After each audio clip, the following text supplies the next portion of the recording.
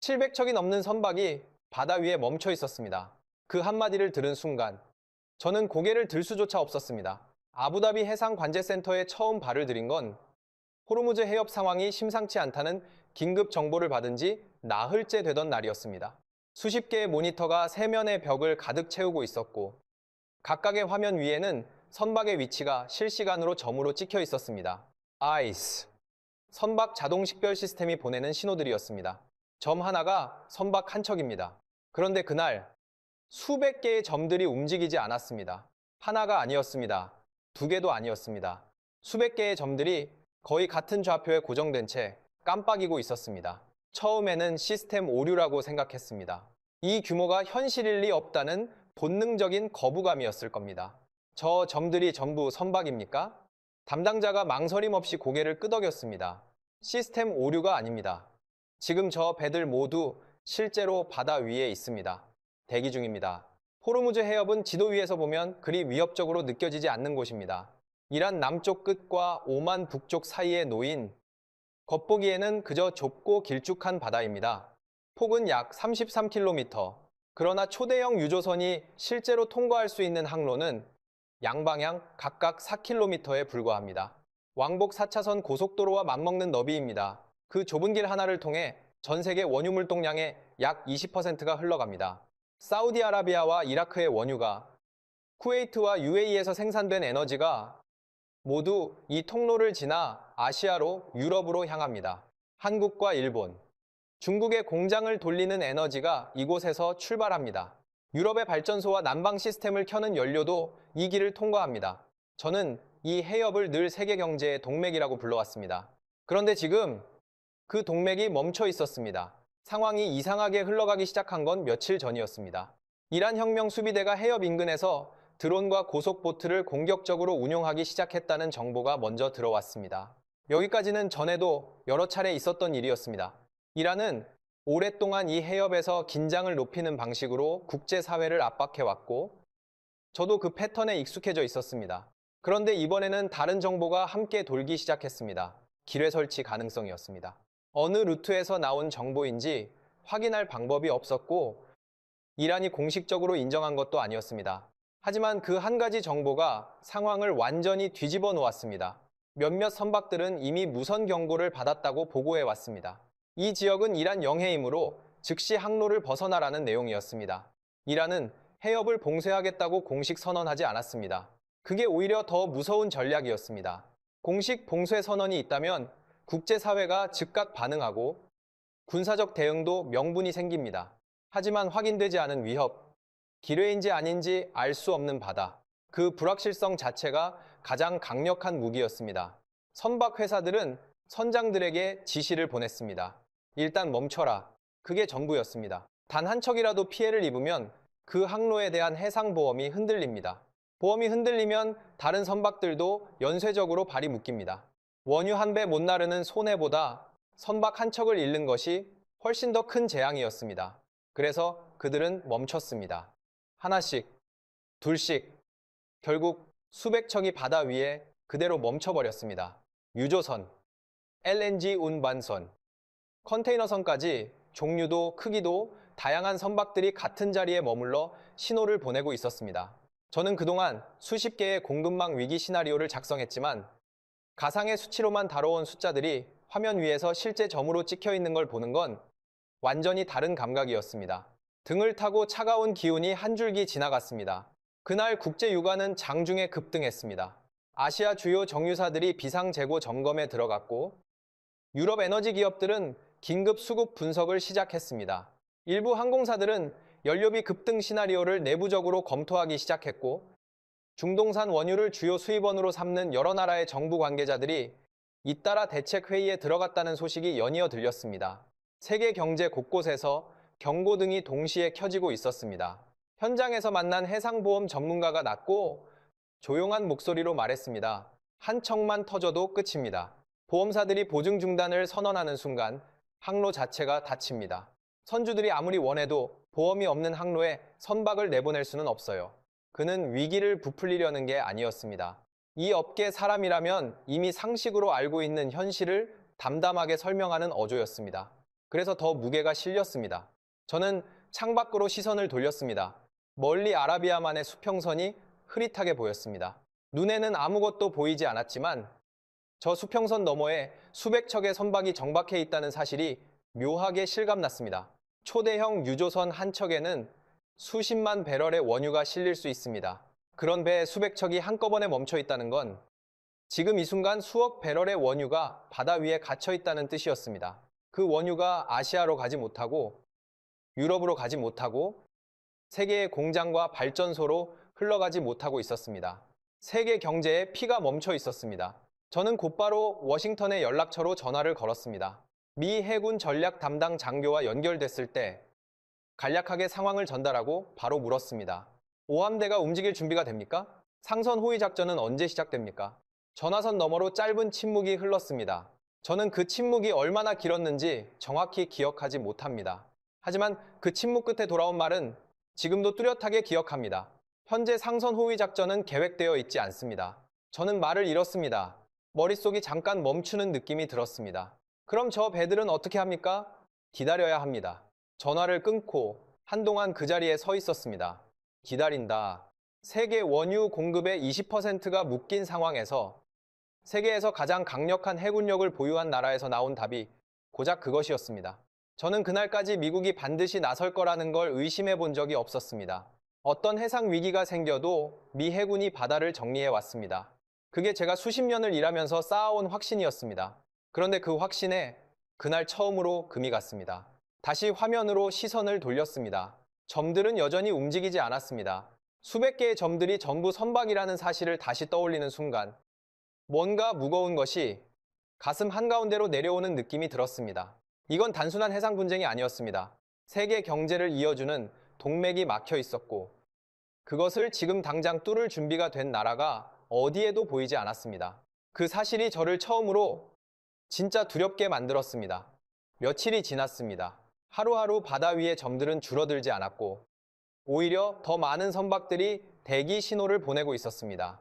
어느 날 저녁 관제센터를 나오다가 저는 혼자 이런 생각을 했습니다. 세계가 지금 누군가를 기다리고 있다. 그런데 그 누군가가 나타날 기미가 보이지 않는다. 그 생각을 품은 채 아부다비의 밤속으로 걸어 들어갔습니다. 그리고 며칠 뒤 예상치 못한 일이 일어났습니다. 경보음이 울린 건 자정이 막 지난 시각이었습니다. 저는 아부다비 방공 통제실 인근 대기실에 앉아 현장 보고서를 검토하다가 갑작스러운 사이렌 소리의 자리에서 일어섰습니다. 처음에는 훈련 경보인 줄 알았습니다. 그 시간에 실제 공격이 들어올 거라고는 쉽게 생각하기 어려웠으니까요. 하지만 통제실 문이 열리며 장교가 급하게 뛰어들어왔을 때 그의 표정만으로 이게 훈련이 아니라는 걸 알 수 있었습니다. 탄도 궤적 확인. 북쪽에서 복수의 물체가 접근 중입니다. 레이더 화면에는 빠르게 이동하는 점들이 여러 개 찍혀 있었습니다. 수직으로 치솟다가 포물선을 그리며 내려오는 궤적이 하나, 낮고 빠르게 수평으로 날아오는 것들이 여럿이었습니다. 미사일과 드론이 혼합된 형태의 공격이었습니다. 이란 방향에서 발사된 것으로 추정됐고 목표는 UAE의 에너지 시설과 항만 인프라였습니다. 저는 그 순간 숨이 막히는 느낌이 들었습니다. 이건 단순히 해협에서 압박을 가하는 수준이 아니었습니다. 이란은 바다만 막은 게 아니라 육지 위의 에너지 시설까지 동시에 위협하는 전면적인 전략을 펼치고 있었습니다. 해협 밖에 머물고 있는 선박들이 원유를 싣고 출발할 기항지 자체를 공격하는 것이었습니다. 이 공격이 성공한다면 바다가 아니라 땅까지 봉쇄되는 셈이었습니다. 통제실 안에 순식간에 긴장이 가득 찼습니다. 여러 장교들이 동시에 자리에서 일어났고 모니터마다 붉은 표시들이 빠르게 업데이트됐습니다. 저는 한쪽 구석에 서서 화면을 바라보며 숨을 참았습니다. 이 통제실에서 제가 할 수 있는 일은 아무것도 없었습니다. 그저 지켜보는 것이 전부였습니다. 방공체계가 가동되기 시작했습니다. 한 장교가 침착하면서도 단호한 목소리로 말했습니다. 요격 준비, 천궁 시스템 확인. 저는 그 단어를 듣는 순간 고개를 들었습니다. 천궁. 그 이름은 제가 익숙하게 들어온 미국이나 유럽의 방공 시스템 이름이 아니었습니다. 패트리어트도 아니고 사드도 아니었습니다. 이지스 계열 이름도 아니었습니다. 천궁이라는 이름은 제 기억 어느 서랍에도 들어있지 않은 단어였습니다. 하지만 지금 그것을 물어볼 상황이 아니었습니다. 레이더 화면에는 접근하는 점들이 초 단위로 좌표를 바꾸며 계속 이동하고 있었습니다. 고도가 낮아지며 목표를 향해 빠르게 내려오고 있었습니다. 통제실 안에 공기가 한층 더 팽팽해졌습니다. 누군가 숨을 들이쉬는 소리가 들렸습니다. 아니면 제 자신의 소리였는지도 모릅니다. 방공 장교가 낮고 단호한 목소리로 명령을 내렸습니다. 발사 개시. 그리고 몇 초 뒤 레이더 화면에서 접근하던 점들이 하나씩 사라지기 시작했습니다. 하나, 그리고 또 하나, 또 하나. 각각의 점이 사라질 때마다 통제실의 긴장이 조금씩 아주 천천히 풀리기 시작했습니다. 아무도 큰 소리를 내지 않았습니다. 하지만 그 조용한 침묵 안에 안도가 담겨 있다는 것을 저도 느낄 수 있었습니다. 한참 뒤 장교가 상황을 정리했습니다. 공격은 드론과 탄도미사일 혼합 형태였습니다. 요격률 약 96%. 저는 그 숫자를 듣고 잠시 말을 잃었습니다. 96%. 방공 시스템에서 96%라는 요격률은 업계 기준으로 보면 거의 믿기 어려운 수치입니다. 100%는 이론적으로도 불가능에 가깝고 90%를 넘기는 것조차 현장에서는 쉽게 달성하기 어렵다는 걸 저는 이 분야에서 오래 일하면서 직접 확인해 왔습니다. 저는 장교에게 다가가 물었습니다. 96%가 맞습니까? 한국 시스템입니까? 그는 고개를 끄덕였습니다. 맞습니다. 천궁이입니다. 잠시 정적이 흘렀습니다. 저는 다시 물었습니다. 미국 시스템이 아닌 겁니까? 그는 미소를 지으며 고개를 저었습니다. 아닙니다. 한국이 만든 겁니다. 생각보다 많이 조용한 나라죠. 저는 그 말을 듣고 레이더 화면을 다시 바라봤습니다. 접근하던 점들이 사라진 자리에는 아무것도 남아있지 않았습니다. 한국이 이 공격을 막았다. 그 생각을 떠올리는 것 자체가 저에게는 낯선 경험이었습니다. 저는 이 일을 하면서 평생 미군 장비와 유럽 방산 시스템의 이름에 익숙해져 있었습니다. 천궁이라는 이름은 제 기억 어느 서랍에도 없었고 한국이 중동의 방공망 한가운데 자리 잡고 있다는 것도 한 번도 진지하게 생각해 본 적 없는 이야기였습니다. 한국은 제 머릿속에서 어떤 나라였을까요? 탁월한 제조업 국가, 반도체와 조선으로 유명한 경제 강국. 하지만 국제안보의 판을 실질적으로 바꾸는 나라, 사막의 하늘을 지키는 나라라는 이미지는 제 안에 없었습니다. 그런데 그날 밤 통제실 레이더 화면 앞에서 그 인식이 조금씩 흔들리기 시작했습니다. 통제실 밖으로 나왔을 때 밤 기온이 서늘했습니다. 사막의 밤은 낮과 달리 차가웠고 하늘에는 별이 선명하게 박혀 있었습니다. 저는 잠시 그 하늘을 올려다봤습니다. 조금 전까지 저 하늘을 가르며 날아오던 것들이 지금은 사라지고 없었습니다. 그것들을 막아낸 시스템의 이름이 천궁이었습니다. 저는 자리에 서서 조용히 중얼거렸습니다. 한국이 이 공격을 막았다고 그 말이 스스로도 실감나지 않아 한 번 더 되뇌었습니다. 숙소로 돌아와 노트북을 열고 천궁이를 검색했습니다. 한국 방위산업에서 개발한 중거리 지대공 미사일 시스템, 탄도미사일과 드론, 순항미사일을 동시에 요격할 수 있는 다목적 방공체계, UAE가 이 시스템을 도입하기까지의 과정이 간략하게 소개되어 있었습니다. 실제 요격 시험을 거쳐 계약이 성사됐고 단순한 무기 거래가 아니라 기술 협력과 운용 훈련까지 포함된 종합 패키지였다고 나와 있었습니다. UAE는 이 시스템을 그냥 사들인 게 아니었습니다. 함께 운용할 수 있을 만큼의 신뢰를 쌓은 뒤에 도입한 것이었습니다. 그 신뢰가 오늘 밤 사막의 하늘 위에서 실제로 증명됐습니다. 에너지 안보 분야에서 23년을 보냈지만 이 지역의 안보를 실제로 지켜내는 장면에서 한국이라는 이름이 등장할 거라고는 단 한 번도 상상해 본 적이 없었습니다. 중동의 위기를 해결할 수 있는 나라라면 반드시 강대국이어야 한다는 전제가 제 안에 너무나 단단하게 자리 잡고 있었던 것 같습니다. 그런데 그날 밤 사막의 하늘 아래에서 그 전제에 처음으로 금이 갔습니다. 그날 이후 며칠이 지났습니다. 호르무즈 해협의 상황은 나아지지 않았습니다. 아니, 정확히 말하자면 나아질 기미조차 보이지 않았습니다. 관제센터 화면 위의 점들은 여전히 같은 자리에 머물러 있었고 유가는 날마다 조금씩 더 올랐습니다. 세계 각지의 언론들은 앞다투어 이 상황을 보도하기 시작했고 국제경제기관들은 잇따라 성장률 전망치를 하향 조정했습니다. 그리고 이 상황이 길어지면 길어질수록 전 세계의 시선이 향하는 곳은 하나였습니다. 미국이었습니다. 구체적으로는 바레인에 사령부를 두고 있는 미 해군 5함대였습니다. 페르시아만과 홍해, 그리고 인도양 일부를 관할하는 이 함대는 냉전 이후 중동 해역의 질서를 실질적으로 유지해온 조직이었습니다. 유조선이 위협을 받으면 호위에 나섰고 해적 문제가 불거지면 진압 작전을 이끌었습니다. 해상 자유항행을 보장하는 것이 이 함대의 존재 이유였고 그 역할을 수십 년간 해온 것도 사실이었습니다. 그러니 선박 회사들이 가장 먼저 떠올린 선택지가 미 해군이었던 건 당연한 일이었습니다. 선사들은 공식 채널과 비공식 채널을 모두 동원해 같은 요청을 보냈습니다. 상선 호위 작전을 시작해 달라는 것이었습니다. 저도 직접 확인하고 싶었습니다. 제가 가진 연락처 중 가장 신뢰할 수 있는 미 해군 전략 담당 장교에게 다시 전화를 걸었습니다. 지금 오함대가 해협 근처에 있다는 건 알고 있습니다. 호위 작전을 시작할 수 있는 겁니까? 잠시 숨을 고르는 소리가 들렸습니다. 그리고 그가 말했습니다. 헤이스 박사, 저도 그 요청을 받고 있습니다. 그럼 움직입니까? 그는 말을 잠시 끊었습니다. 위험이 너무 큽니다. 저는 다시 물었습니다. 기뢰 때문입니까? 기뢰만이 아닙니다. 드론, 고속 보트, 대함 미사일까지 좁은 해협에서 대형 함정이 움직이면 우리도 위험합니다. 이 해협은 너무 좁습니다. 저는 그 말을 듣고 잠시 아무 말도 하지 못했습니다. 그 대화 이전까지 저는 미 해군의 침묵이 정치적 판단 때문이라고 생각했습니다. 개입하지 않겠다는 전략적 선택이거나 외교적 신호를 보내는 방식이거나 그런데 지금 제가 듣고 있는 건 그게 아니었습니다. 이 해협이 좁아서 위험하다는 말이었습니다. 세계에서 가장 강력한 해군이 좁다는 이유로 멈춰 있다는 말이었습니다. 전화를 끊고 한동안 창밖을 바라봤습니다.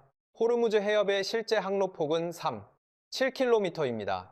항공모함 전단이 기동하기에 그 공간은 실제로 좁습니다. 대형 함정이 밀집된 선박들 사이를 천천히 이동한다는 건 그 자체가 좋은 표적이 된다는 뜻입니다. 이란의 미사일 사거리 안에서 움직이는 것이고 드론대의 공격에도 노출되는 것입니다. 알고 있다는 것과 그것을 실제로 듣는 건 다른 일이었습니다. 그 며칠 뒤 아부다비에서 만난 해운업계 관계자가 답답함을 숨기지 않고 말했습니다. 미국이 못한다고 하면 누가 이 항로를 여는 겁니까? 유럽입니까? 유럽도 군함 몇 척 파견한 걸로 끝입니다. 중국은 자기 배만 챙기고 있고요. 그의 말은 사실이었습니다. 유럽 여러 나라들도 우려를 표명하고 있었지만 실질적인 행동은 제한적이었습니다. 소규모 호위 함정 파견을 검토 중이라는 소식이 들렸지만 호르무즈 해협 전체를 커버하기에는 턱없이 부족한 규모였습니다. 중국은 자국 선박 보호를 최우선으로 움직이고 있었고 러시아는 이 혼란을 오히려 즐기는 듯한 분위기였습니다. 세계가 기다리는 함대는 움직이지 않았고 세계는 그 공백을 채울 다른 선택지를 찾지 못하고 있었습니다. 국제 해운보험 시장에서 중동 항로에 대한 보험료가 급격히 올랐습니다. 일부 보험사들은 호르무즈 해협 통과 선박에 대한 신규 보험 인수를 잠정 중단했습니다. 이미 운항 중인 선박에 대한 보증도 흔들리기 시작했습니다. 보험이 없으면 선박은 움직일 수 없습니다. 아무리 선장이 용감해도 아무리 선사가 원해도 보험 없이 수십만 톤짜리 유조선을 위험한 항로에 보낼 수는 없었습니다. 저는 그날 밤 숙소에 돌아와 지도를 펼쳐놓고 오래 앉아 있었습니다. 호르무즈 해협을 중심으로 사방을 살펴봤습니다. 이 통로가 막히면 대체 항로는 무엇인지, 원유를 실어 나를 수 있는 다른 방법은 없는지, 아프리카 희망봉을 돌아가는 루트가 있긴 했습니다. 하지만 그 길은 거리가 훨씬 길었고 추가되는 시간과 비용은 감당하기 어려운 수준이었습니다. 일부 원유는 육상 송유관을 통해 우회 수송이 가능했지만 그것도 물량의 한계가 있었습니다. 결국 지도 위에 시선이 멈추는 건 항상 같은 자리였습니다. 호르무즈 해협이었습니다. 이 좁은 통로 말고는 지금 당장 세계 원유 수요를 감당할 방법이 없었습니다. 그 사실이 이란을 이토록 강하게 만드는 이유였습니다. 실제로 전면전을 벌이지 않아도 그냥 이 통로에 공포를 심어두는 것만으로도 세계 경제를 흔들 수 있었습니다. 이란이 수십 년에 걸쳐 갈고 닦은 전략이 이것이었고 지금 그 전략이 정확하게 작동하고 있었습니다. 그리고 그 공포 앞에서 강대국들은 움직이지 않고 있었습니다. 저는 지도를 덮었습니다. 그리고 이런 생각이 들었습니다. 이 공백을 누군가는 채워야 한다.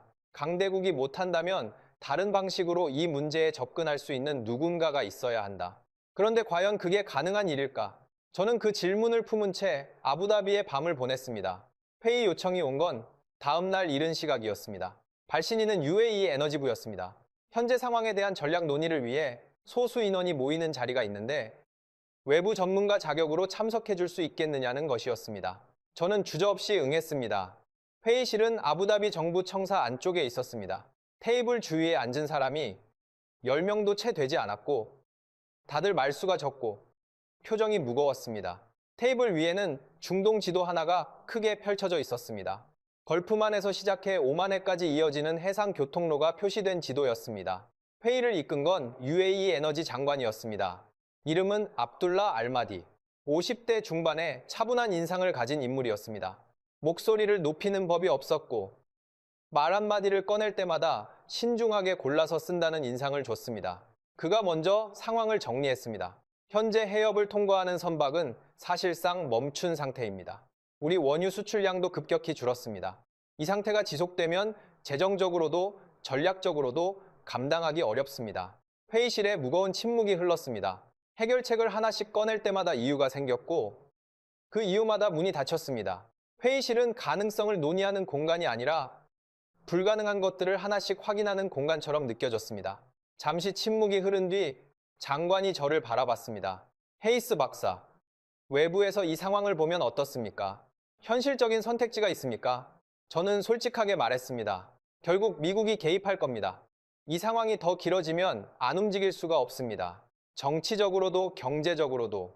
회의실 안 몇몇 사람들이 서로를 바라봤습니다. 짧은 눈빛이 오갔습니다. 그것이 무슨 의미인지 저는 처음에 읽지 못했습니다. 그리고 장관이 천천히 고개를 저었습니다. 그럴 가능성은 낮습니다. 헤이스 박사, 저는 놀랐습니다. 장관의 말투는 단순히 의견을 다르게 말하는 것이 아니었습니다. 이미 결론을 내린 사람의 어조였습니다. 그래서 우리는 다른 방향을 보고 있습니다. 어떤 방향 말입니까? 그는 잠시 말을 멈췄습니다. 회의실이 조용해졌습니다. 그리고 그가 꺼낸 단어는 짧았습니다. 코리아. 저는 그 단어를 듣는 순간 뭔가가 귓속에서 어긋나는 느낌이 들었습니다. 코리아, 한국. 저는 순간 제가 잘못 들은 건 아닌지 확인하고 싶었습니다. 한국이요. 장관이 고개를 끄덕였습니다. 저는 이해가 되지 않았습니다. 한국이 이 해협 문제를 해결할 수 있다는 겁니까? 한국은 이 지역에 군사력을 투사할 수 있는 나라가 아닙니다. 전략적으로도, 외교적으로도. 장관은 미소를 지었습니다. 제가 예상 가능한 반응을 하고 있다는 것을 이미 알고 있다는 듯한 미소였습니다. 우리는 군대를 이야기하는 것이 아닙니다. 저는 그 말에 멈췄습니다. 군대가 아니라면 무엇을 이야기하는 걸까요? 외교입니까? 경제 지원입니까? 저는 다음 말을 기다렸습니다. 장관은 테이블 위에 지도를 가리켰습니다. 그의 손가락은 걸프만을 따라 천천히 이동했습니다. 사우디아라비아 해안을 지나 UAE 내륙을 가로질러 동쪽 해안 방향으로 멈췄습니다. 멈춘 곳은 푸자이라였습니다. 이 항구는 호르무즈 해협 바깥에 있습니다. 오만해와 바로 연결됩니다. 저는 고개를 끄덕였습니다. 그것은 이미 알고 있는 사실이었습니다. 만약 선박들이 이 해협을 통과하지 않아도 여기서 바로 원유를 선적할 수 있다면 어떨까요? 저는 그 말의 의미를 순간적으로 파악하려 했습니다. 해협을 우회한다는 말입니까? 그러려면 내륙을 가로지르는 이동수단이 있어야 합니다. 그리고 그는 잠시 숨을 고른 뒤 덧붙였습니다. 그래서 더 큰 것을 검토하고 있습니다. 운하입니다. 회의실 안에 다시 침묵이 흘렀습니다. 저는 그 단어를 소화하는데 잠시 시간이 필요했습니다. 운하, 사막을 가로지르는 운하. 그건 단순히 송유관을 놓는 일이 아니었습니다. 배가 실제로 지나갈 수 있는 물길을 사막 한가운데 뚫겠다는 이야기였습니다.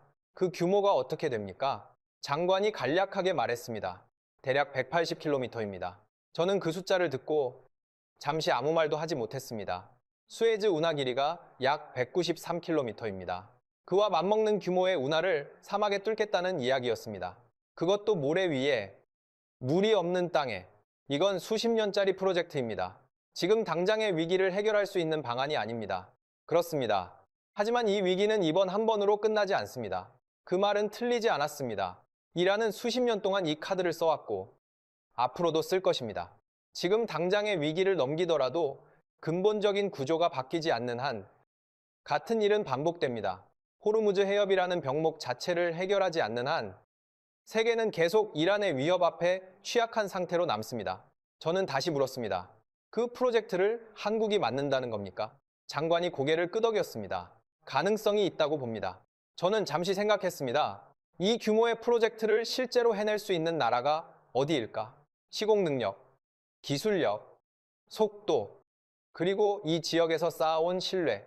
그 조건들을 동시에 갖춘 나라를 떠올려 봤습니다. 미국은 이런 대형 인프라 프로젝트를 직접 시공하는 나라가 아닙니다. 유럽의 건설 컨소시엄은 의사결정이 느리고 납기를 지키는데 어려움을 겪는 경우가 많았습니다. 중국은 기술력이 있지만 UAE가 정치적으로 그 정도 규모의 프로젝트를 중국에 맡기는 데는 다른 계산이 필요했습니다. 그리고 한국, 저는 이틀 전에 레이더 화면에서 봤던 장면을 떠올렸습니다. 사막의 하늘을 가르며 날아오던 미사일을 96%의 요격률로 막아낸 시스템. 그것도 한국이었습니다. 장관이 마지막으로 말했습니다. 우리는 이미 그 나라와 함께 일해봤습니다. 그들이 어떻게 일하는지 알고 있습니다. 회의실을 나오며 저는 지도 위에 선 하나를 머릿속에 그렸습니다. 걸프만에서 사막을 가로질러 오만해로 이어지는 선. 그 선이 현실이 된다면 세계 해상 물류의 지도가 달라집니다. 호르무즈 해협은 여전히 좁겠지만 그것이 더 이상 유일한 통로가 아니게 됩니다. 저는 그 생각을 품은 채 청사 밖으로 나왔습니다. 뜨거운 사막의 햇살이 눈앞을 환하게 채웠습니다. 그리고 저는 직접 확인하기로 결심했습니다. 한국이 이 사막에서 실제로 무엇을 했는지 그 답을 눈으로 보고 싶었습니다. 차가 아부다비 시내를 벗어나자마자 풍경이 바뀌었습니다. 도로 양옆으로 펼쳐진 건 모래였습니다. 끝이 보이지 않는 모래와 그 위를 내리쬐는 햇살뿐이었습니다. 차 안에는 UAE 현장 엔지니어 파이살 라시드가 함께 타고 있었습니다. 회의가 끝난 뒤 장관실 측에서 붙여준 안내 담당자였습니다. 30대 중반의 조용한 사람으로 말수는 적었지만 현장에 대해서는 누구보다 잘 알고 있는 인물이었습니다.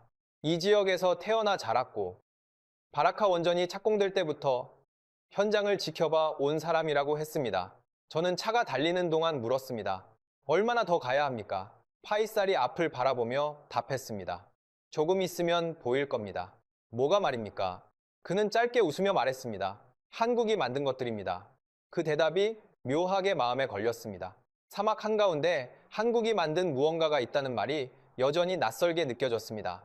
그리고 1시간쯤 지났을 때 지평선 위에 뭔가가 나타났습니다.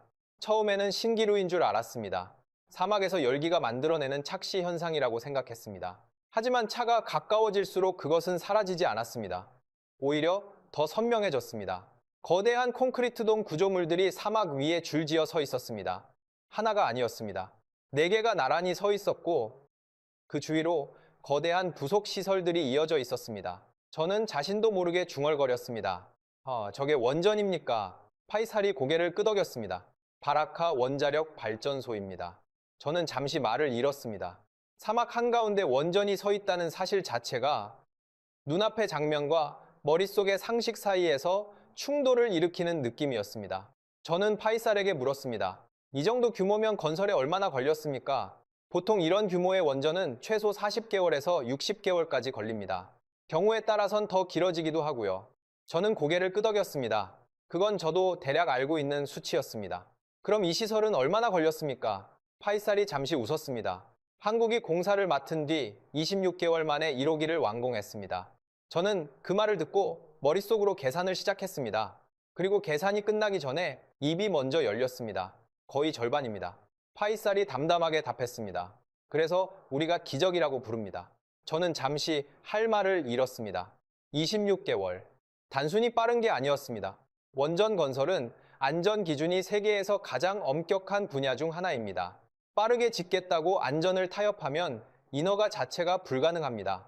그 기준을 모두 충족하면서 절반의 시간에 해냈다는 건 단순히 인력을 2배로 투입한다고 되는 일이 아니었습니다.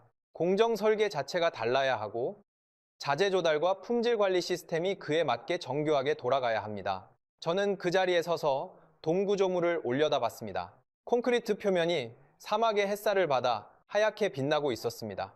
이 안에서 지금 이 순간에도 핵 반응이 일어나고 있고 그 에너지가 UAE 전역으로 흘러나가고 있었습니다. 사막 국가의 전기를 공급하는 심장이 이곳에 있었습니다. 그리고 그 심장을 만든 나라가 한국이었습니다. 시설을 둘러본 뒤 우리는 해안 방향으로 이동했습니다. 차로 30분쯤 달리자 바다가 보였습니다. 그리고 해안선을 따라 또 하나의 거대한 시설이 펼쳐져 있었습니다. 바닷물을 끌어올리는 굵은 파이프들이 줄지어 이어졌고 거대한 처리 시설들이 그 옆에 자리 잡고 있었습니다. 담수화 플랜트입니다. 파이살이 먼저 말했습니다.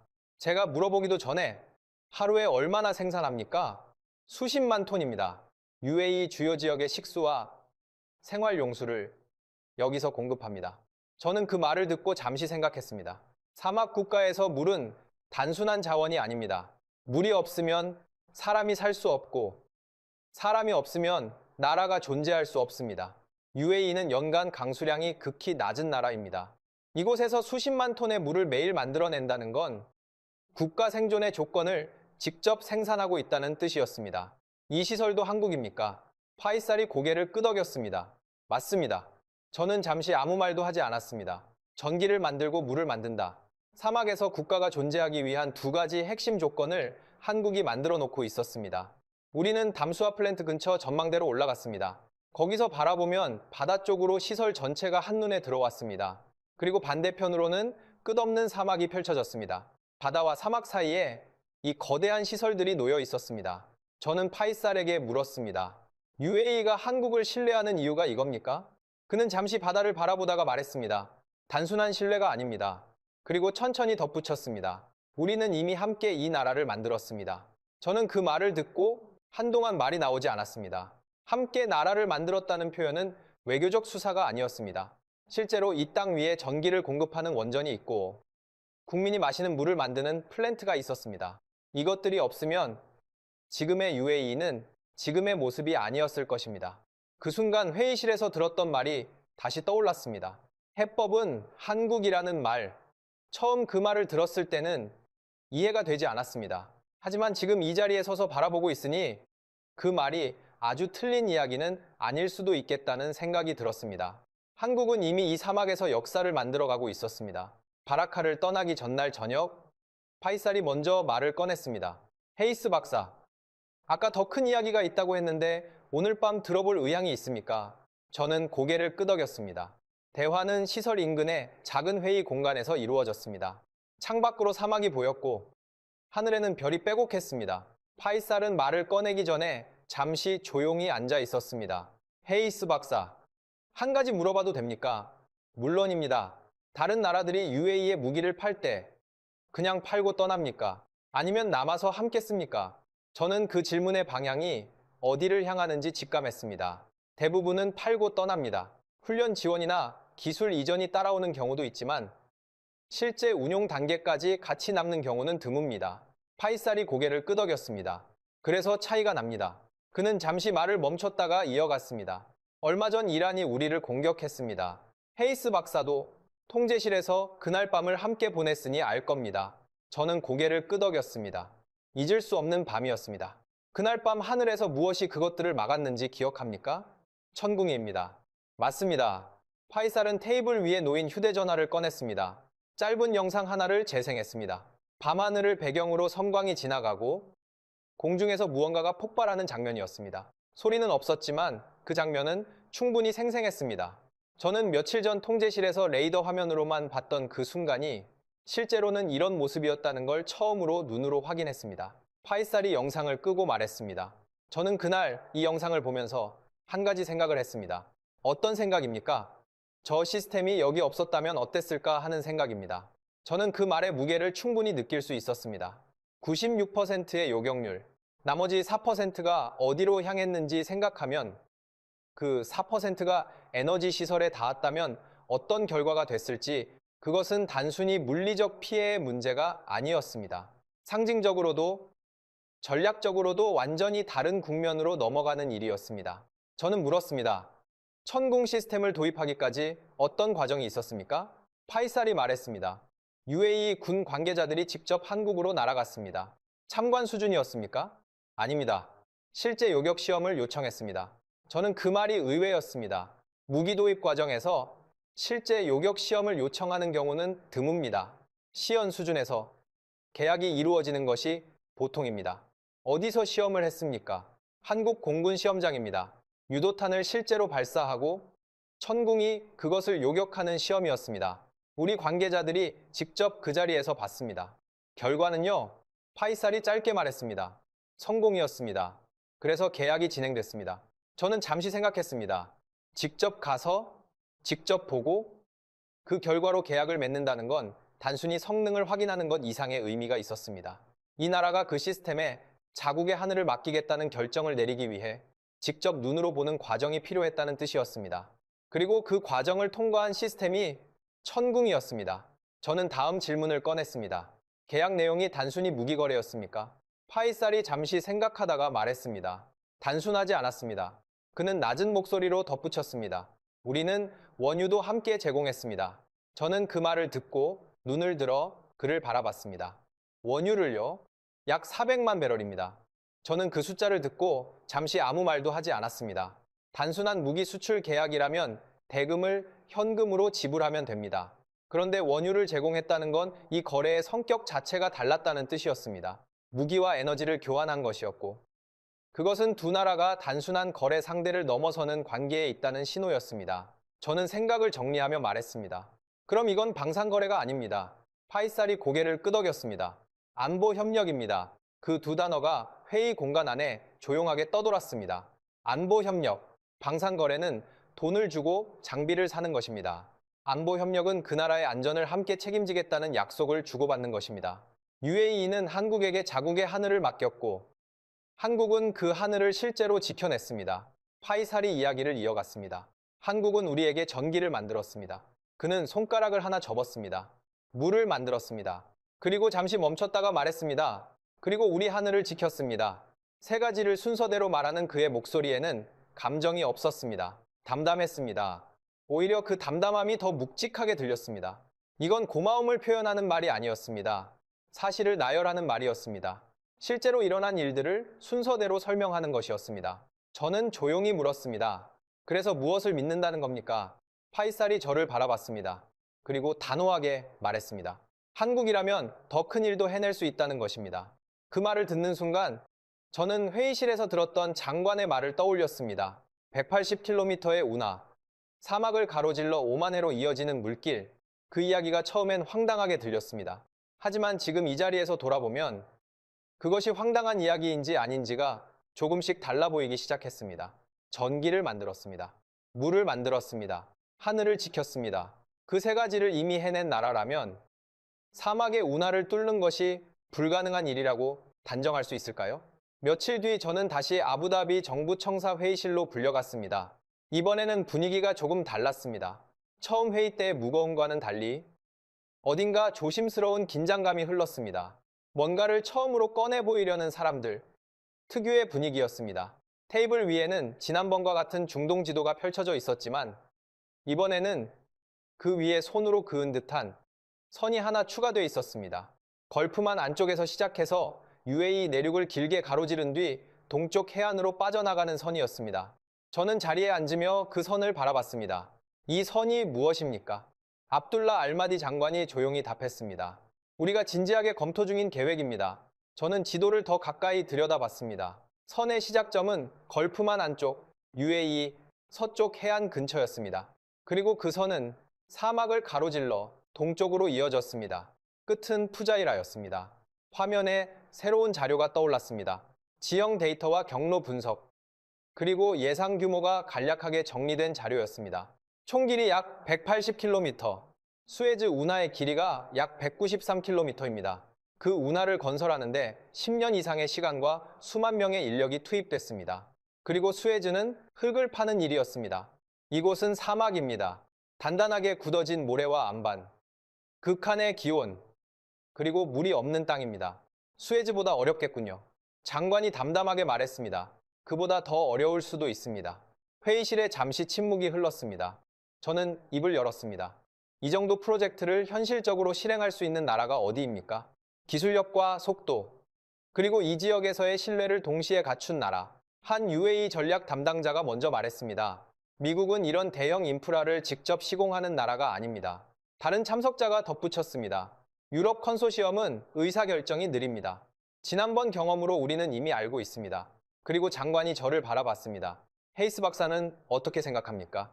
저는 이미 어느 정도 예상하고 있었습니다. 한국입니까? 장관이 고개를 끄덕였습니다. 그렇습니다. 저는 생각을 정리하며 말했습니다. 한국의 건설 능력은 압니다.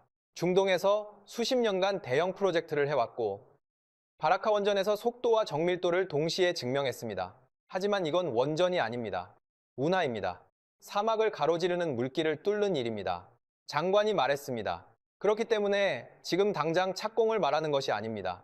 타당성 분석과 설계 단계부터 시작해야 합니다. 하지만 그 단계를 맡길 나라, 그리고 실제 공사를 맡길 나라를 우리는 이미 정해놓고 있습니다. 저는 물었습니다. 이미 일부 우회 수단은 있지 않습니까? 아부다비에서 푸자이라로 이어지는 송유관이 있는 것으로 알고 있습니다. 장관이 고개를 끄덕였습니다. 맞습니다. 약 300km짜리 송유관이 이미 운영 중입니다. 원유는 일부 우회 수송이 가능합니다. 그는 잠시 멈췄습니다. 하지만 그것은 원유만 가능합니다. LNG는 안 됩니다. 컨테이너는 안 됩니다. 송유관은 파이프 안으로 흐르는 액체 하나만 옮길 수 있습니다. 저는 그 말을 듣고 머릿속에서 계산을 시작했습니다. 호르무즈 해협을 통과하는 건 유조선만이 아닙니다. LNG 운반선, 컨테이너선, 화학제품 운반선까지 모든 종류의 선박이 이 통로를 씁니다. 운하가 생긴다면 그 모든 선박이 해협을 우회할 수 있게 됩니다. 저는 조용히 말했습니다. 이건 단순한 운하가 아닙니다. 장관이 저를 바라봤습니다. 저는 말을 이어갔습니다. 이 운하가 현실이 된다면 세계 해상 물류의 지도가 바뀝니다. 호르무즈 해협은 여전히 존재하겠지만 그것이 더 이상 유일한 통로가 아니게 됩니다. 이란이 해협을 아무리 위협해도 세계 경제는 다른 길로 흘러갈 수 있습니다. 장관이 미소를 지었습니다. 제가 그 의미를 이해했다는 것을 알아채는 미소였습니다. 그래서 우리가 검토하는 것입니다. 회의실에 다시 침묵이 흘렀습니다. 이번엔 답답한 침묵이 아니었습니다. 뭔가 거대한 것을 앞에 두고 그 크기를 가늠하는 침묵이었습니다. 저는 지도 위에 선을 다시 바라봤습니다. 걸프만에서 시작해 사막을 가로질러 오만해로 이어지는 그 선. 지도 위에서는 가는 선 하나에 불과했습니다. 하지만 그 선이 현실이 된다면 그것은 중동의 지형만 바꾸는 게 아니었습니다. 수십 년간 유지되어 온 세계 에너지 수송 질서를 바꾸는 일이었습니다. 장관이 마지막으로 말했습니다. 헤이스 박사, 우리는 이미 알고 있습니다. 저는 물었습니다. 무엇을 말입니까? 그는 단호하게 말했습니다. 누가 이 일을 해낼 수 있는지 말입니다. 회의실을 나오면서 저는 발걸음이 느려지는 것을 느꼈습니다. 처음 이 회의실에 들어왔을 때와 지금의 저는 같은 사람이었지만 머릿속에 담긴 것들은 완전히 달라져 있었습니다. 사막의 원전, 바닷물로 만든 식수, 밤하늘을 지킨 방공망, 그리고 지금 이 운하 구상까지 이 모든 것이 하나의 이름을 향해 모이고 있었습니다. 저는 청사 밖으로 나와 뜨거운 햇살 아래 잠시 멈춰 섰습니다. 그리고 이런 생각이 들었습니다. 세계 질서라는 건 결국 누가 현장에서 실제로 일을 해내느냐로 결정된다. 회의실에서 발언권을 얼마나 갖느냐가 아니라 며칠 뒤 저는 다시 호르무즈 상황 보고서를 펼쳤습니다. 변한 것들이 있었고 변하지 않은 것들도 있었습니다. 이란은 여전히 해협 인근에서 압박을 늦추지 않고 있었습니다. 강대국들은 여전히 신중했고 국제사회의 외교적 노력은 여전히 뚜렷한 성과를 내지 못하고 있었습니다. 변한 것은 제 안에 있었습니다. 저는 이 사태를 처음 목격했을 때와 지금의 제가 같은 눈으로 이 상황을 보고 있지 않다는 걸 알았습니다. 세계 경제의 동맥이 막혔고 강대국이 나서지 않는다는 현실 앞에서 처음엔 막연한 공포를 느꼈습니다. 그런데 지금은 그 공포가 조금 다른 모양을 하고 있었습니다. 문이 닫혔다는 공포가 아니라 다른 문이 어디에 있는지를 생각하게 되는 공포였습니다. 저는 이 일을 시작하기 전 이 지역을 둘러싼 문제는 미국이 해결할 것이라고 믿었습니다. 그 믿음은 단순히 미국에 대한 신뢰가 아니라 강대국 중심의 세계 질서에 대한 믿음이었습니다. 힘 있는 나라가 결정하고 나머지가 따라가는 구조, 그 구조 안에서 한국 같은 나라는 좋은 파트너가 될 수 있어도 판 자체를 바꾸는 역할을 한다는 것은 상상하기 어려웠습니다.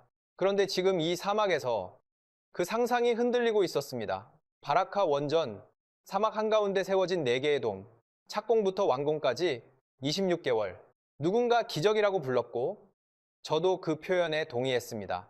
담수화 플랜트, 바닷물을 끌어올려 수십만 톤의 식수를 만들어내는 시설. 물이 없으면 사람이 살 수 없는 이 땅에서 매일 그 물을 만들어내고 있었습니다. 그리고 천궁이 96%의 요격률로 사막의 하늘을 지킨 방공 시스템. 그것이 사용된 건 시험장이 아니라 실제 공격이 들어온 날 밤이었습니다. 이것들은 계획이 아니었습니다. 이미 만들어져 있는 것들이었습니다. 파이살이 마지막에 했던 말을 다시 떠올렸습니다. 한국은 우리에게 전기를 만들었습니다. 물을 만들었습니다. 그리고 우리 하늘을 지켰습니다. 세 가지였습니다. 국가 존립의 기반인 에너지, 생존의 조건인 물, 그리고 안전을 보장하는 방공. 이 세 가지를 실제로 만들어내고 지켜낸 나라. 그것이 이 지역 사람들이 한국에 갖는 신뢰의 뿌리였습니다. 오랜 시간에 걸쳐 말이 아니라 실제로 해낸 것들로 쌓인 신뢰였습니다. 그 신뢰 위에서 지금 180km 운하 이야기가 나오고 있었습니다. 사막을 가로질러 세계 물류 지도를 바꿀 수도 있는 물길. 호르무즈 해협이 막혀도 세계 경제가 흘러갈 수 있는 우회로. 그것이 현실이 된다면 이란이 수십 년간 손에 쥐어온 카드의 힘이 약해집니다. 세계 경제가 단 하나의 좁은 통로에 의존하는 취약성이 줄어듭니다. 그리고 그 일을 해낼 수 있는 나라로 이 지역 사람들은 한국을 지목하고 있었습니다. 저는 자리에서 일어나 짐을 챙기기 시작했습니다. 아부다비에서의 일정이 마무리되고 있었습니다. 워싱턴으로 돌아가면 보고서를 써야 했습니다. 그런데 이번 보고서는 지금까지 썼던 것들과 달라질 것 같았습니다. 호르무즈 위기를 분석하는 보고서이지만 그 안에서 가장 중요한 발견은 해협이 아니었습니다. 한국이었습니다. 복도 끝 창문으로 햇살이 쏟아지고 있었습니다. 그 빗속을 걸어가면서 저는 조용히 생각했습니다. 세계는 항상 강대국이 움직인다고 믿어왔습니다. 저도 그 믿음 안에 오래 머물렀습니다. 하지만 지금 이 사막은 다른 이야기를 하고 있었습니다. 크게 말하지 않아도, 앞에 나서지 않아도 실제로 일을 해내는 나라가 결국 신뢰를 얻는다는 이야기. 그리고 그 신뢰가 쌓이면 세상이 예상하지 못한 방향에서 판이 바뀐다는 이야기. 저는 23년 동안 이 지역의 에너지 안보를 연구해 왔습니다. 그리고 대부분의 해결책은 언제나 강대국에서 나왔습니다. 하지만 이번에는 조금 달랐습니다. 사막에서 저는 원전을 보았습니다. 바닷물을 식수로 만드는 시설을 보았습니다. 밤하늘을 가르는 미사일을 막아낸 방공망을 보았습니다. 그 모든 것의 공통점은 하나였습니다. 한국이었습니다. 어쩌면 세계는 아직 잘 모르고 있는지도 모릅니다. 지금 이 순간에도 조용히 판을 바꾸고 있는 나라가 어디인지 말입니다. 700척이 넘는 선박이 바다 위에 멈춰 있었습니다. 그 한마디를 들은 순간 저는 고개를 들 수조차 없었습니다. 아부다비 해상관제센터에 처음 발을 들인 건 호르무즈 해협 상황이 심상치 않다는 긴급 정보를 받은 지 나흘째 되던 날이었습니다. 수십 개의 모니터가 세면의 벽을 가득 채우고 있었고 각각의 화면 위에는 선박의 위치가 실시간으로 점으로 찍혀 있었습니다. 아이스. 선박 자동 식별 시스템이 보내는 신호들이었습니다. 점 하나가 선박 한 척입니다. 그런데 그날 수백 개의 점들이 움직이지 않았습니다. 하나가 아니었습니다. 두 개도 아니었습니다. 수백 개의 점들이 거의 같은 좌표에 고정된 채 깜빡이고 있었습니다. 처음에는 시스템 오류라고 생각했습니다. 이 규모가 현실일 리 없다는 본능적인 거부감이었을 겁니다. 저 점들이 전부 선박입니까? 담당자가 망설임 없이 고개를 끄덕였습니다. 시스템 오류가 아닙니다. 지금 저 배들 모두 실제로 바다 위에 있습니다. 대기 중입니다. 호르무즈 해협은 지도 위에서 보면 그리 위협적으로 느껴지지 않는 곳입니다. 이란 남쪽 끝과 오만 북쪽 사이에 놓인 겉보기에는 그저 좁고 길쭉한 바다입니다. 폭은 약 33km. 그러나 초대형 유조선이 실제로 통과할 수 있는 항로는 양방향 각각 4km에 불과합니다. 왕복 4차선 고속도로와 맞먹는 너비입니다. 그 좁은 길 하나를 통해 전 세계 원유 물동량의 약 20%가 흘러갑니다. 사우디아라비아와 이라크의 원유가, 쿠웨이트와 UAE에서 생산된 에너지가 모두 이 통로를 지나 아시아로 유럽으로 향합니다. 한국과 일본, 중국의 공장을 돌리는 에너지가 이곳에서 출발합니다. 유럽의 발전소와 난방 시스템을 켜는 연료도 이 길을 통과합니다. 저는 이 해협을 늘 세계 경제의 동맥이라고 불러왔습니다. 그런데 지금 그 동맥이 멈춰 있었습니다. 상황이 이상하게 흘러가기 시작한 건 며칠 전이었습니다. 이란 혁명 수비대가 해협 인근에서 드론과 고속보트를 공격적으로 운용하기 시작했다는 정보가 먼저 들어왔습니다. 여기까지는 전에도 여러 차례 있었던 일이었습니다. 이란은 오랫동안 이 해협에서 긴장을 높이는 방식으로 국제사회를 압박해왔고 저도 그 패턴에 익숙해져 있었습니다. 그런데 이번에는 다른 정보가 함께 돌기 시작했습니다. 기뢰 설치 가능성이었습니다. 어느 루트에서 나온 정보인지 확인할 방법이 없었고 이란이 공식적으로 인정한 것도 아니었습니다. 하지만 그 한 가지 정보가 상황을 완전히 뒤집어 놓았습니다.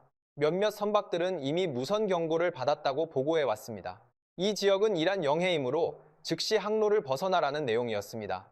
이란은 해협을 봉쇄하겠다고 공식 선언하지 않았습니다. 그게 오히려 더 무서운 전략이었습니다. 공식 봉쇄 선언이 있다면 국제사회가 즉각 반응하고 군사적 대응도 명분이 생깁니다. 하지만 확인되지 않은 위협, 기뢰인지 아닌지 알 수 없는 바다, 그 불확실성 자체가 가장 강력한 무기였습니다. 선박 회사들은 선장들에게 지시를 보냈습니다. 일단 멈춰라. 그게 전부였습니다. 단 한 척이라도 피해를 입으면 그 항로에 대한 해상보험이 흔들립니다. 보험이 흔들리면 다른 선박들도 연쇄적으로 발이 묶입니다. 원유 한 배 못 나르는 손해보다 선박 한 척을 잃는 것이 훨씬 더 큰 재앙이었습니다. 그래서 그들은 멈췄습니다. 하나씩, 둘씩, 결국 수백 척이 바다 위에 그대로 멈춰버렸습니다. 유조선, LNG 운반선, 컨테이너선까지 종류도 크기도 다양한 선박들이 같은 자리에 머물러 신호를 보내고 있었습니다. 저는 그동안 수십 개의 공급망 위기 시나리오를 작성했지만 가상의 수치로만 다뤄온 숫자들이 화면 위에서 실제 점으로 찍혀 있는 걸 보는 건 완전히 다른 감각이었습니다. 등을 타고 차가운 기운이 한 줄기 지나갔습니다. 그날 국제 유가는 장중에 급등했습니다. 아시아 주요 정유사들이 비상재고 점검에 들어갔고 유럽 에너지 기업들은 긴급 수급 분석을 시작했습니다. 일부 항공사들은 연료비 급등 시나리오를 내부적으로 검토하기 시작했고 중동산 원유를 주요 수입원으로 삼는 여러 나라의 정부 관계자들이 잇따라 대책 회의에 들어갔다는 소식이 연이어 들렸습니다. 세계 경제 곳곳에서 경고등이 동시에 켜지고 있었습니다. 현장에서 만난 해상보험 전문가가 낮고 조용한 목소리로 말했습니다. 한 척만 터져도 끝입니다. 보험사들이 보증 중단을 선언하는 순간 항로 자체가 닫힙니다. 선주들이 아무리 원해도 보험이 없는 항로에 선박을 내보낼 수는 없어요. 그는 위기를 부풀리려는 게 아니었습니다. 이 업계 사람이라면 이미 상식으로 알고 있는 현실을 담담하게 설명하는 어조였습니다. 그래서 더 무게가 실렸습니다. 저는 창밖으로 시선을 돌렸습니다. 멀리 아라비아만의 수평선이 흐릿하게 보였습니다. 눈에는 아무것도 보이지 않았지만 저 수평선 너머에 수백 척의 선박이 정박해 있다는 사실이 묘하게 실감났습니다. 초대형 유조선 한 척에는 수십만 배럴의 원유가 실릴 수 있습니다. 그런 배에 수백 척이 한꺼번에 멈춰 있다는 건 지금 이 순간 수억 배럴의 원유가 바다 위에 갇혀 있다는 뜻이었습니다. 그 원유가 아시아로 가지 못하고 유럽으로 가지 못하고 세계의 공장과 발전소로 흘러가지 못하고 있었습니다. 세계 경제에 피가 멈춰 있었습니다. 저는 곧바로 워싱턴의 연락처로 전화를 걸었습니다. 미 해군 전략 담당 장교와 연결됐을 때 간략하게 상황을 전달하고 바로 물었습니다. 오함대가 움직일 준비가 됩니까? 상선 호위 작전은 언제 시작됩니까? 전화선 너머로 짧은 침묵이 흘렀습니다. 저는 그 침묵이 얼마나 길었는지 정확히 기억하지 못합니다. 하지만 그 침묵 끝에 돌아온 말은 지금도 뚜렷하게 기억합니다. 현재 상선 호위 작전은 계획되어 있지 않습니다. 저는 말을 잃었습니다. 머릿속이 잠깐 멈추는 느낌이 들었습니다. 그럼 저 배들은 어떻게 합니까? 기다려야 합니다.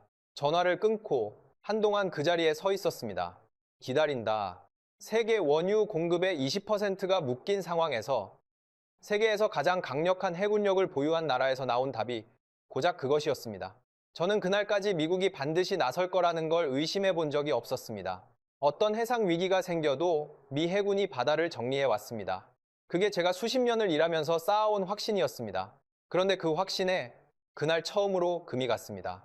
다시 화면으로 시선을 돌렸습니다. 점들은 여전히 움직이지 않았습니다. 수백 개의 점들이 전부 선박이라는 사실을 다시 떠올리는 순간 뭔가 무거운 것이 가슴 한가운데로 내려오는 느낌이 들었습니다. 이건 단순한 해상 분쟁이 아니었습니다. 세계 경제를 이어주는 동맥이 막혀 있었고 그것을 지금 당장 뚫을 준비가 된 나라가 어디에도 보이지 않았습니다. 그 사실이 저를 처음으로 진짜 두렵게 만들었습니다. 며칠이 지났습니다. 하루하루 바다 위의 점들은 줄어들지 않았고 오히려 더 많은 선박들이 대기 신호를 보내고 있었습니다. 어느 날 저녁 관제센터를 나오다가 저는 혼자 이런 생각을 했습니다. 세계가 지금 누군가를 기다리고 있다. 그런데 그 누군가가 나타날 기미가 보이지 않는다. 그 생각을 품은 채 아부다비의 밤속으로 걸어 들어갔습니다. 그리고 며칠 뒤 예상치 못한 일이 일어났습니다. 경보음이 울린 건 자정이 막 지난 시각이었습니다. 저는 아부다비 방공 통제실 인근 대기실에 앉아 현장 보고서를 검토하다가 갑작스러운 사이렌 소리의 자리에서 일어섰습니다. 처음에는 훈련 경보인 줄 알았습니다. 그 시간에 실제 공격이 들어올 거라고는 쉽게 생각하기 어려웠으니까요. 하지만 통제실 문이 열리며 장교가 급하게 뛰어들어왔을 때 그의 표정만으로 이게 훈련이 아니라는 걸 알 수 있었습니다. 탄도 궤적 확인. 북쪽에서 복수의 물체가 접근 중입니다. 레이더 화면에는 빠르게 이동하는 점들이 여러 개 찍혀 있었습니다. 수직으로 치솟다가 포물선을 그리며 내려오는 궤적이 하나, 낮고 빠르게 수평으로 날아오는 것들이 여럿이었습니다. 미사일과 드론이 혼합된 형태의 공격이었습니다. 이란 방향에서 발사된 것으로 추정됐고, 목표는 UAE의 에너지 시설과 항만 인프라였습니다. 저는 그 순간 숨이 막히는 느낌이 들었습니다. 이건 단순히 해협에서 압박을 가하는 수준이 아니었습니다. 이란은 바다만 막은 게 아니라 육지 위의 에너지 시설까지 동시에 위협하는 전면적인 전략을 펼치고 있었습니다. 해협 밖에 머물고 있는 선박들이 원유를 싣고 출발할 기항지 자체를 공격하는 것이었습니다. 이 공격이 성공한다면 바다가 아니라 땅까지 봉쇄되는 셈이었습니다. 통제실 안에 순식간에 긴장이 가득 찼습니다. 여러 장교들이 동시에 자리에서 일어났고 모니터마다 붉은 표시들이 빠르게 업데이트됐습니다. 저는 한쪽 구석에 서서 화면을 바라보며 숨을 참았습니다. 이 통제실에서 제가 할 수 있는 일은 아무것도 없었습니다. 그저 지켜보는 것이 전부였습니다. 방공체계가 가동되기 시작했습니다. 한 장교가 침착하면서도 단호한 목소리로 말했습니다. 요격 준비, 천궁 시스템 확인. 저는 그 단어를 듣는 순간 고개를 들었습니다. 천궁.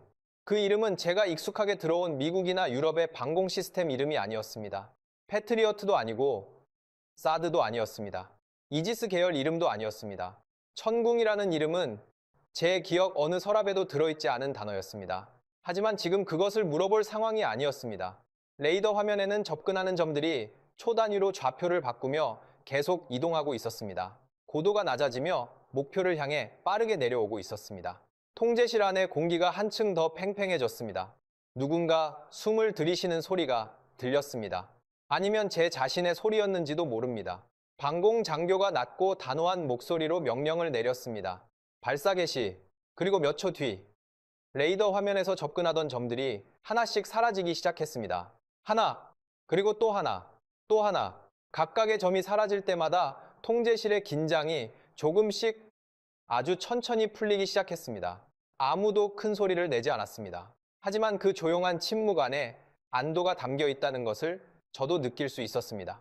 한참 뒤 장교가 상황을 정리했습니다. 공격은 드론과 탄도미사일 혼합 형태였습니다. 요격률 약 96%. 저는 그 숫자를 듣고 잠시 말을 잃었습니다. 96%. 방공 시스템에서 96%라는 요격률은 업계 기준으로 보면 거의 믿기 어려운 수치입니다. 100%는 이론적으로도 불가능에 가깝고 90%를 넘기는 것조차 현장에서는 쉽게 달성하기 어렵다는 걸 저는 이 분야에서 오래 일하면서 직접 확인해 왔습니다. 저는 장교에게 다가가 물었습니다. 96%가 맞습니까? 한국 시스템입니까? 그는 고개를 끄덕였습니다. 맞습니다. 천궁이입니다. 잠시 정적이 흘렀습니다. 저는 다시 물었습니다. 미국 시스템이 아닌 겁니까? 그는 미소를 지으며 고개를 저었습니다. 아닙니다. 한국이 만든 겁니다. 생각보다 많이 조용한 나라죠.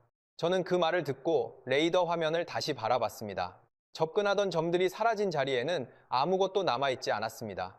한국이 이 공격을 막았다. 그 생각을 떠올리는 것 자체가 저에게는 낯선 경험이었습니다. 저는 이 일을 하면서 평생 미군 장비와 유럽 방산 시스템의 이름에 익숙해져 있었습니다. 천궁이라는 이름은 제 기억 어느 서랍에도 없었고 한국이 중동의 방공망 한가운데 자리 잡고 있다는 것도 한 번도 진지하게 생각해 본 적 없는 이야기였습니다. 한국은 제 머릿속에서 어떤 나라였을까요? 탁월한 제조업 국가, 반도체와 조선으로 유명한 경제 강국. 하지만 국제안보의 판을 실질적으로 바꾸는 나라, 사막의 하늘을 지키는 나라라는 이미지는 제 안에 없었습니다. 그런데 그날 밤 통제실 레이더 화면 앞에서 그 인식이 조금씩 흔들리기 시작했습니다. 통제실 밖으로 나왔을 때 밤 기온이 서늘했습니다. 사막의 밤은 낮과 달리 차가웠고 하늘에는 별이 선명하게 박혀 있었습니다.